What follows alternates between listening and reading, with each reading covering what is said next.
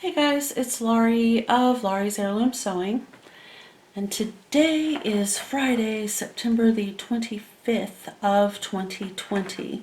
It's a little after 12 p.m. in the afternoon. It's pouring down rain in the Pacific Northwest over in the Snohomish County area. So I've been a little, I don't know. I mean, I want to sew, but I don't want to get involved in a big project because I have several small projects that are supposed to trickle in through the mail. So I'm kind of doing small projects. And that got me thinking about the fact that I have skillions of small projects. And I kind of like them because they satisfy that need to create something. I can get them done and I have something at the end of the day to show. Plus, I'm using materials that I already have. I don't have to wait for something to come. Like I've got, well, we'll talk about that in a minute. Never mind. So this morning, I sat and watched a few of my favorite YouTubers. And while I was watching, I cut up all the little tiny pieces of fabric that are too small to be considered cabbage. I had lots and lots and lots and lots of little pieces, and I'll show you an approximation of the size, but that's basically what this is. So as I sew, if I come across little pieces of fabric, then I cut them up, I put them in these, which I just made, dump it into this box, which I recently just got this box. I ordered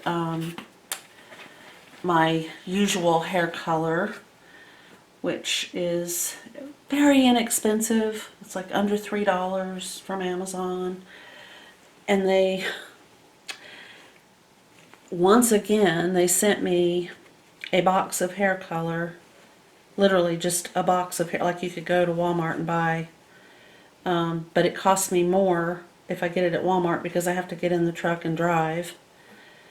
So even though they're about the same price, I still save money if I order it off of Amazon. And they sent it to me in this big box. I'm not kidding. Well, here it is right here. This is the size of the box right here. There it is. Yep, that's it right there.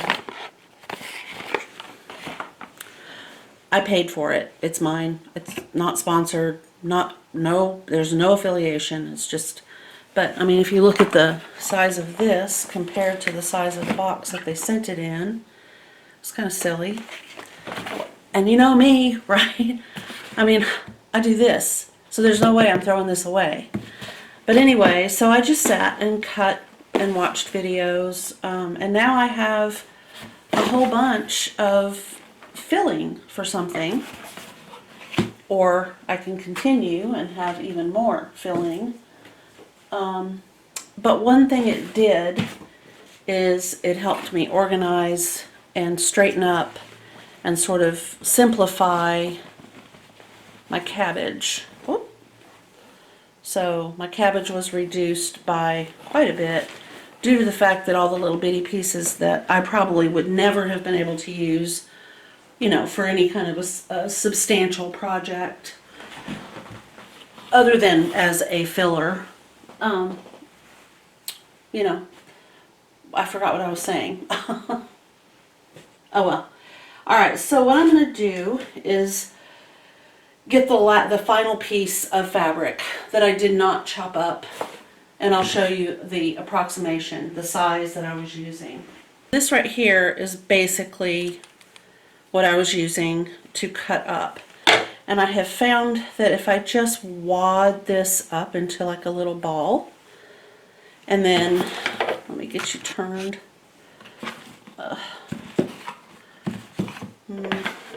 I'm not dumping this out, so I'll just cut it into this little thing.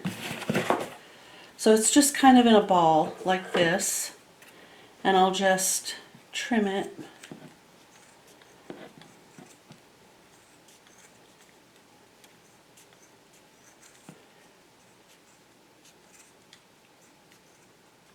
And I find that the irregularity of the sizes really kind of helps when you're trying to create a filler.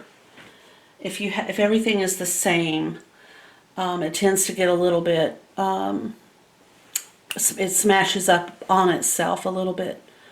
It's less fluffy, I guess is what I'm trying to say. This is very soft and very fluffy.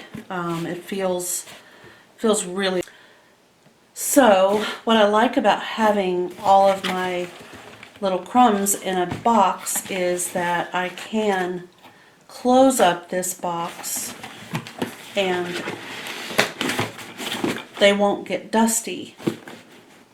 So perfect if I want to put this contents in this box in a pillow or something where I wouldn't really want it to be dusty. So I will put this in my storage closet, and when I come back I have two things to discuss. I may have mentioned it is rather chilly outside. I don't actually know what the temperature is. Let's just take a look here. It is September the 25th, and according to weather.com, it's 57 degrees, 57. So while I enjoy looking at spring prints, little happy springy prints, I could honestly just enjoy that all year round. It seems off to me when it's cold outside. It just does. So while I was going through my stash of cabbage, I ran across this, and I need to make something for my sewing room. I always have, even if it's cold outside, I still have either a glass of ice water, a Coke, a glass of hibiscus tea or dandelion root tea, and that is always dripping with condensation in my sewing room. So my fabric coaster is too springy, and I found this going through my cabbage, and I thought, well, for heaven's sakes, that's perfect. It's flannel, so it's very absorbent. It looks like fall, and I love plaid. So I'm going to make one of my favorite little coasters. It takes no time at all to make one. You can make these almost any size. I prefer 5 by 5, basically starting out with a 5 by 5, but you need 4 plus 1. So I'm planning to basically cut this piece of fabric right here is folded in half. There it is. So we're going to measure.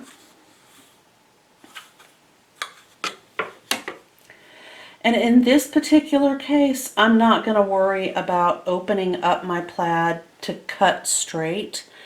It's not going to affect me if this is off slightly.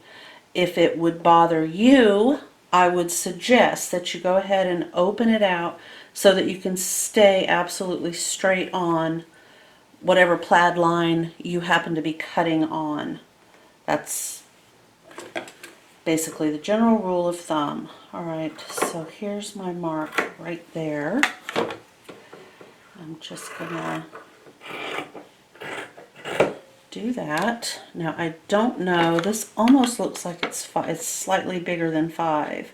So what I think I'll do is cut it from this end, because I have to cut that fold off anyway. Okay.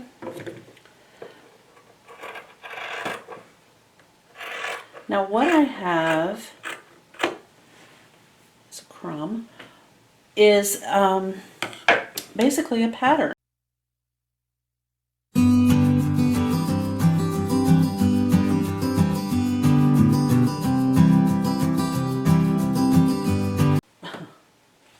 A little heavy for that.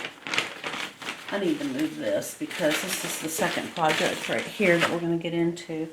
Okay, so I have 4 of these 5 by 5s, And what I will do is take these over to the ironing board, and I'm going to fold them in half so that they form a triangle. So I'll have 1,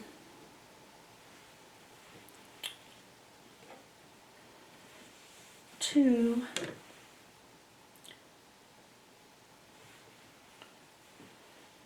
3, and you really want them, you know, to look that they're just like absolutely on those points. So right on that point there, right on the point there, and match up this.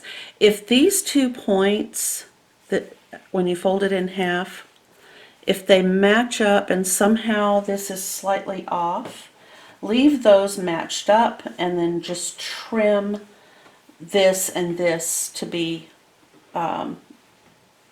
straightened up. Just kind of square that off. So you've got those 4, and we're going to need 2 more. I didn't cut it in half. Alright, so we'll pull that there.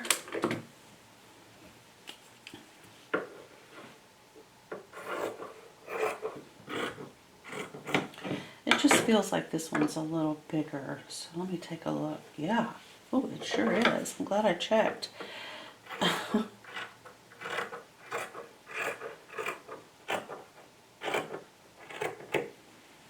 And a crumb. Okay. Alright, so let's just see. We have 1, and then we'll take these once I get them pressed. Okay, so you fold it. Let me see if I can get it where you can see what I'm doing.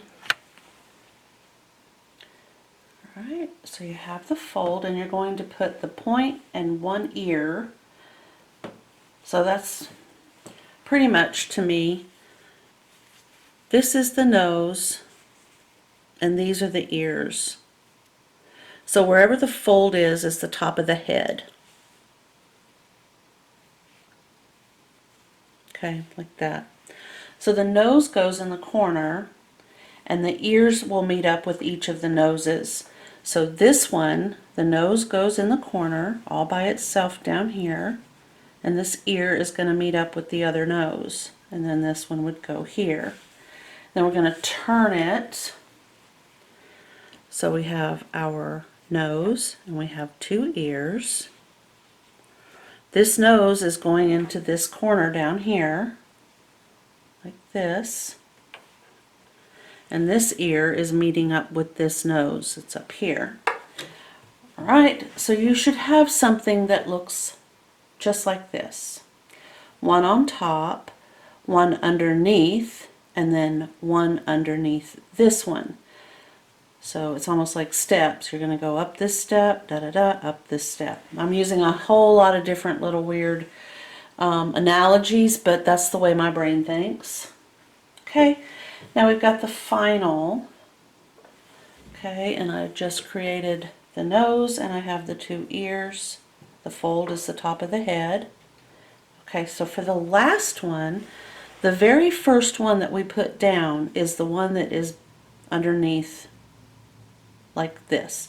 So basically you're going to have 1 right on top with this head, and then this one is here, and this one is bumping heads with this one.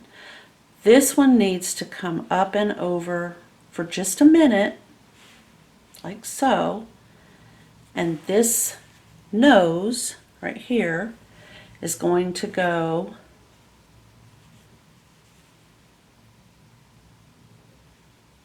in this corner, and then this one is going to lay down on top, so that you then have this. Okay, now I'm going to do that again, but this time I'm not going to say anything, and I'm going to move the camera closer so that you can. So let me just take it apart, and then we'll do this again. Okay, so let me get the camera sorted out and get it live so I can see how things are looking. Okay. Alright, so I'm just going to take it all apart.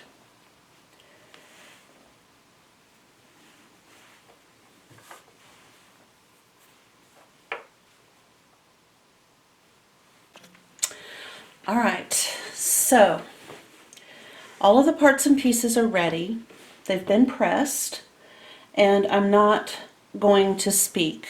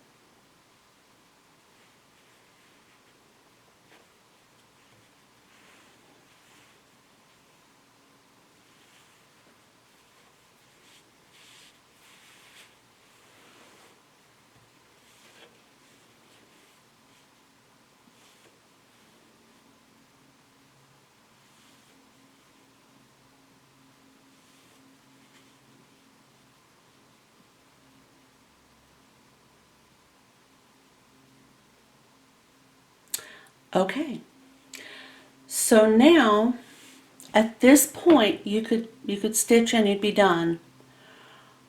But if you want a secondary layer of absorbency, then go ahead and put this piece, number 6, because this is 1, 2, 3, 4, 5.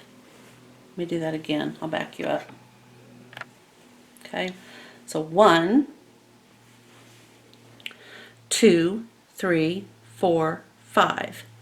Now, the thing you need to remember is you want to see, if you have a print fabric with a design on only one side and you want to see it on the back of this when you're all finished sewing, then it needs to be face up. You need to be able to see it when you're placing your triangles down. So this piece of fabric right here needs to be right sides facing you, and I want to see that side is down on the table. And then you place your triangles down in the manner that I showed you, and then when you turn it out, the pretty side of the fabric, the side that you want to see on the bottom of your coaster, will be down here. So if it's all still confusing and you're not really sure, then I'll go ahead and show you what I'm talking about without using this. We'll just save that for another time. Okay. Let me get my machine set up and ready to sew. I'm just going to do a quick little reminder. So you have your 4 triangles that you have shaped. I can use this piece to talk about that. So here is the piece that you're going to shape into a triangle. And remember, these can be 4x4 or 3x3. You can make as small of a little tiny coaster as you want if you're willing to go to the trouble of, turning it out. I use these also to put under vases because I have a lot of flowers that I bring in my house. And I really don't want a wet vase sitting on top of my furniture, so I usually just have one of these underneath. Now, to create these, you simply need a square of fabric. You probably could do it with round pieces, but we're not talking about that right now. We're going to just stick with the squares. So you have the bottom piece, and when you set it down, you need to have it pretty side of the fabric facing up where you can see it when it's on the table like this. Wrong side of the fabric on the table. Okay, now take that away and pretend like I have 4 more of these. You're going to fold these in half with the right sides out. So whatever side you want to see of this fabric, you need to fold it like that. If you fold it if this is the wrong side of the fabric, if you fold it wrong sides out, that's what you're going to see when you're all done with your project. So make sure that however you want your fabric to look is what you see the whole time that you're making the project. Okay, and then think of your triangles as either a fox or a dog or a kitty or a mouse, whatever little critter or an owl even, whatever you think it reminds you of. And this is its little pointy nose, and this is an ear, and this is an ear, and this is the top of its head, or an antler and its nose. The nose is the part that goes into the corner. So every time you go around, you're going to simply put a nose in a corner that doesn't already have a nose. It might have an ear, but if it has not had a nose, then that's where that one goes.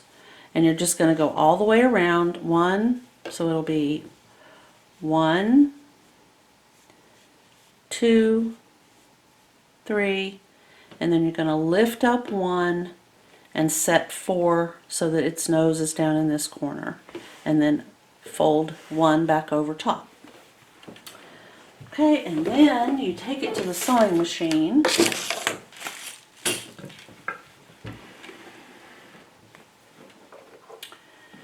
Okay, I do recommend using your clips if you have them, and if you don't, you could pin. Just, you don't want these slipping and sliding around. They might get a little off a little bit, and then it wouldn't look pretty. Okay.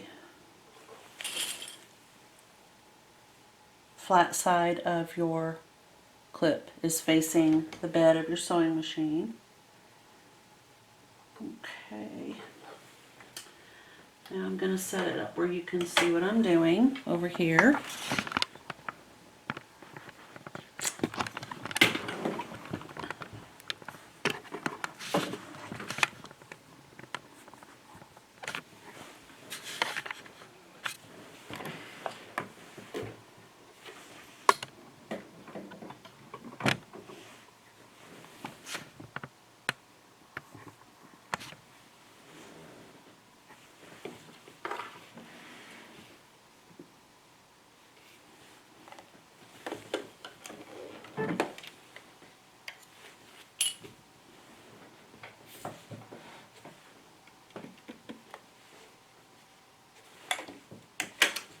And I recommend just a scant seam allowance. You don't want to take up all of your coaster with, a big wide seam.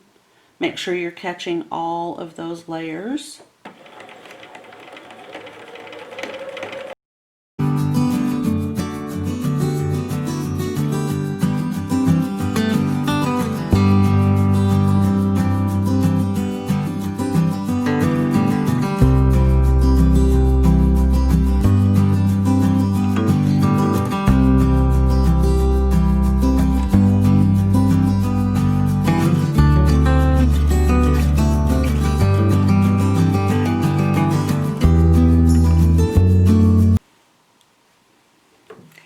Sure I caught all of everything all the way around. Okay, so I have this right here. So all I have to do is just flip it using this. But I do want to cut these corners, okay? And if you see that you've got, you know, a little extra seam, like right here, there's a little bit of fabric that could go.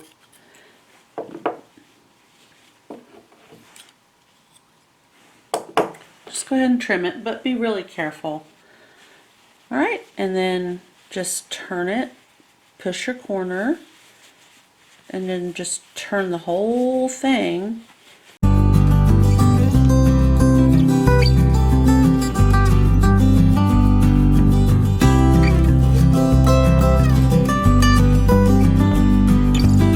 Dinner party, each individual person can have their own, and they'll know, you know, oh, that was my drink.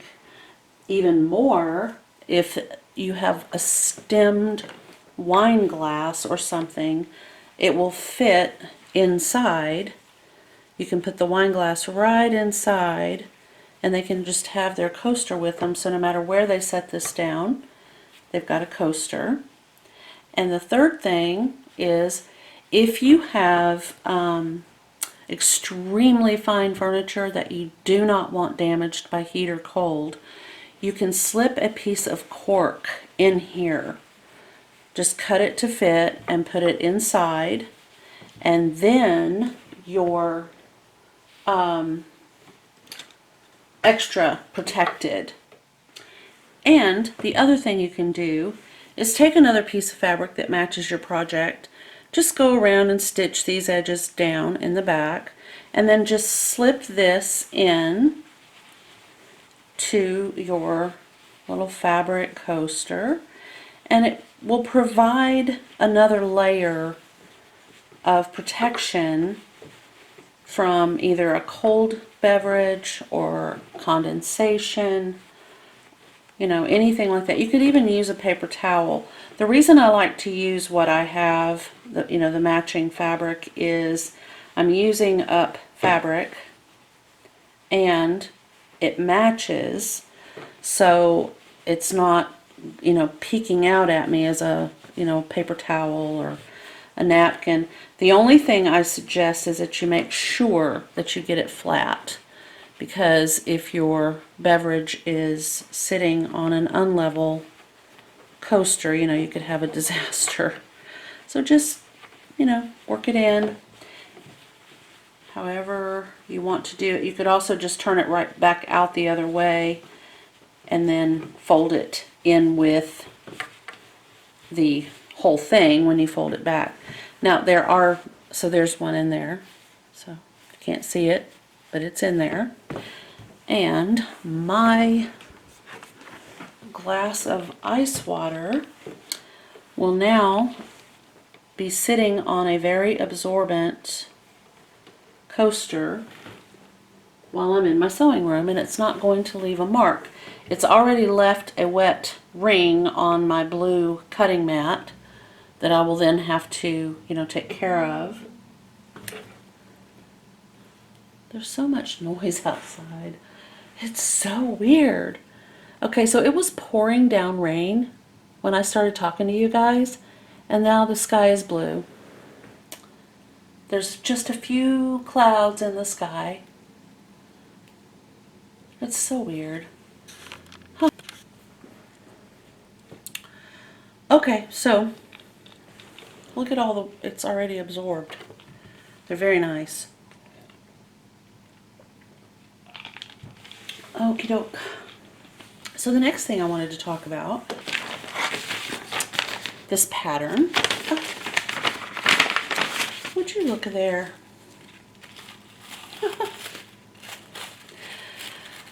Okay, so what I would like to do, very good, is pull the pieces I'm going to need for the small. I mentioned in my video yesterday that I ordered some reds, and I'm going to make the small bag on the McCall's Fashion Accessories M5822, but I'm going to make it into a lunch bag that zips. So I don't know if you're familiar with this pattern. I have made the medium 3 times. It's really not that difficult. It might appear to be, but a quick rundown, maybe. There's a front panel. There's a back panel. There's a pocket. There is a strip that goes around on the sides and across the bottom. And then this is a handle, and the one in the back is a handle. It's not a continuous handle. On the inside, you have two interior pockets and a lining. It's not that hard. And then you have a top. So, and for me this would be, for the small, this is the top right here. And basically the construction of the top would be potentially the most difficult. Alrighty, so I just kind of straightened it up on the back. I reinforced the paper right here that was a little on the thin side with some tape. I pressed it, I put some tape on some of the other tears. Should be good to go for a while. Alright, so as far as getting the top, the zipper top of this bag put together and on the bag, I'm going to run over that with you. You know, that's what I like to do right before I'm going to be stitching something. If you are planning to follow along with me and make it as I'm planning to make it, you will need to find either in your stash or out in the world somewhere some of this Shield Moisture and Allergen Barrier fabric. And the red is I purchased it because it specifically says lunch bags right here on this side. So it's a sew in, it's apply in any direction. It's 41.5 inches wide, and I have 3/4 of a yard according to this little circle right here. For the small, we're going to need a 9-inch zipper. For a medium or a large, you will need a 12-inch zipper. You can adjust down. So if you have a 12-inch zipper but you want to do the small bag, you can make your 12-inch zipper a 9-inch. So that's not a problem. Okay. Now, as far as the construction goes, pretty much everything is very common, very easy, very beginner friendly, with the exception of the top where the zipper goes. So we're going to discuss that real quick. When you get to the zipper part, you're going to look for piece number 7, which clearly is just a rectangle of fabric. You are going to turn in the seam allowance on the 2 short ends and the lower edge. There are 2 top pieces, so you will need to cut 2, and you will need to do this to both of them. So and they're talking about how to shorten a zipper here. So for size medium, to shorten the zipper, whip stitch across the zipper teeth 2 inches above the lower zipper stop, and then trim the zipper a 1/2 inch below the new zipper stop. If we need to talk about that, we will, but I'm probably going to be shortening the zipper for my bag, and you can just watch me do that. Okay, so then you whip stitch across the upper end of the zipper. You don't want your zipper pull to come off. Anything that you do to alter the zipper can completely ruin it if you're not careful. So be sure you follow these steps right here. Okay, so now with the right sides together, we're going to center one side of the zipper tape over the upper seam line on one top section. So that would be up here. We're going to turn the upper end of the tape down, and we're going to baste it, and then we're going to stitch along that basted line using a zipper foot. So there's an illustration of that right there. And then we're going to press the seam toward the top. And you'll be able to see it clearly when I'm doing it, but I realize that this can be confusing. It's just you're basically sandwiching in the edge of the zipper with the folded edges of the fabric so that you will have a finished folded edge right here and a finished folded edge on the other side. So there you go, that's what it's going to look like. The zipper is recessed, so this part folds down inside the bag and becomes part of this recessed zipper situation, which is what they're trying to show you in this illustration right here, which looks very strange, but it is down inside of the bag. It's not visible here because it's down in there. Okay, I just got a very sweet comment on my last video. It always makes me so happy. These are the pieces I am not going to be using. They're going to go into this Ziploc bag that has clearly seen better days.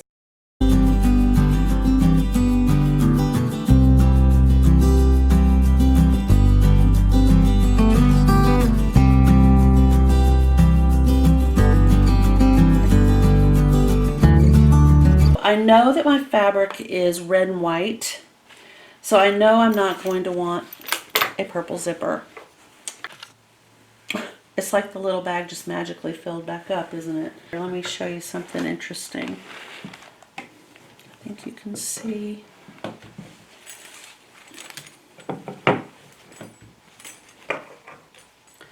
I mean, honestly, that's not too horrible. I'm looking at this right here. It's just not too horrible. So I'll hang on to one. Okay, so there's one possible. All right, here's the gray.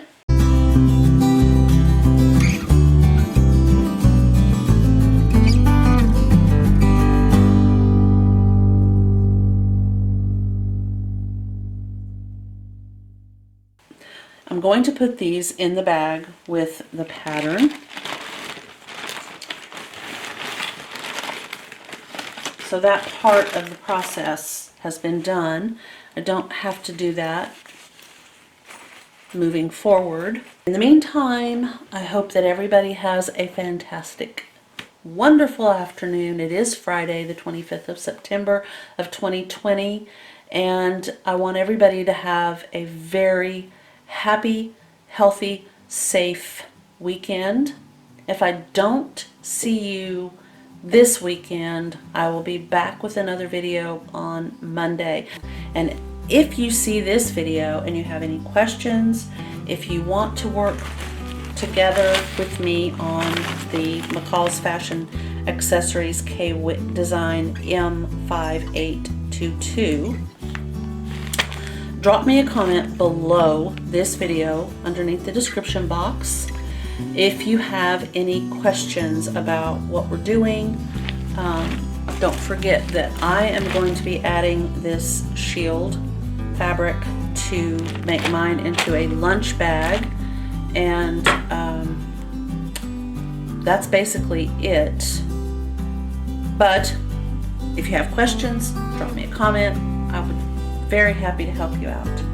So thank you so much for watching. Have a wonderful weekend. I will see you in the next video. Thank you. Bye.